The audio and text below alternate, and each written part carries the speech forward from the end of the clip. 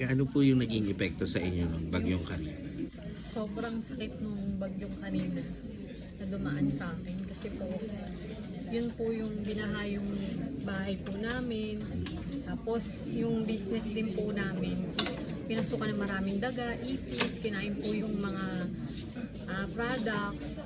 Tapos that time po yung tatay ko is inatake po siya, na-stroke po siya. Tapos nung time po na yun tinakbo po siya sa GAT.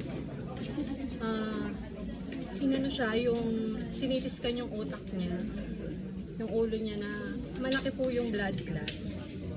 So kailangan po agad na operahan.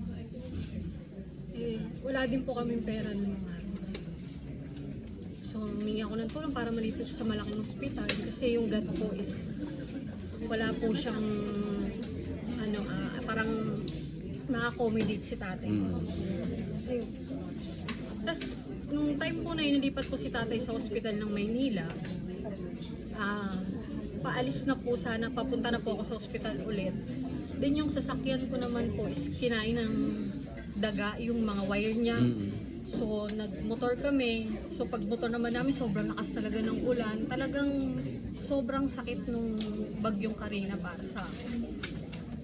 Tapos ayun po, nangingi po ako ng mga tulong sa iba para yung tatay ko sa pagpapagamot sa kanya.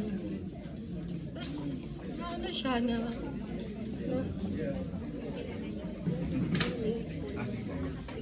ano po siya na comatose na siya ng mga ilang araw. Tapos gusto ko namatay siya, nawala siya. Tapos nakita ko po yung SB Corp sa online. Nag-try po akong mag-apply. Tapos nag-apply din po ako sa ibang loan. Sobrang dami, punta sa malalayang lugar, pumupunta po ako, ganyan, sa mga Lloyd Financing, sa mga lending. So wala talaga akong, wala akong, lahat po decline ako.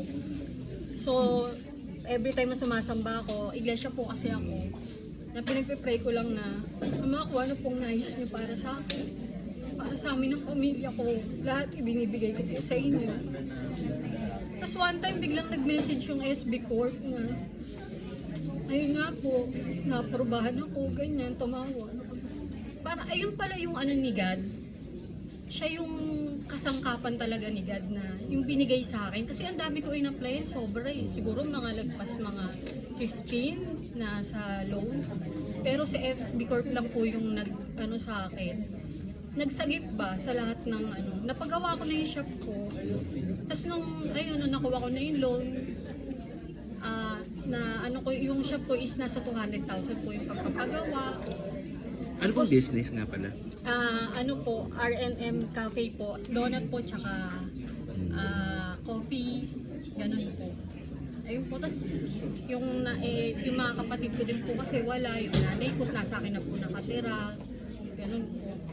Tapos nagagamot din po kasi si nanay, kaya napakalaking tulong po talaga ni SB Corp. Talagang iniisip ko nga na, wow, sabi kong ganun na, saan ka makakita ng sa loob ng 1 taon, walang tubo. Tapos sa susunod na 2 taon, napakaliit lang ng tubo. Talagang tulong yun para sa mga taong nasalanta.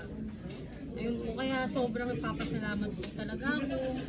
Lalo na kay God na kasi kinasangkapan po sila na makatulong po sa mga katulad ko na nangangailangan at nasalanta ng bagyo. Yun lang.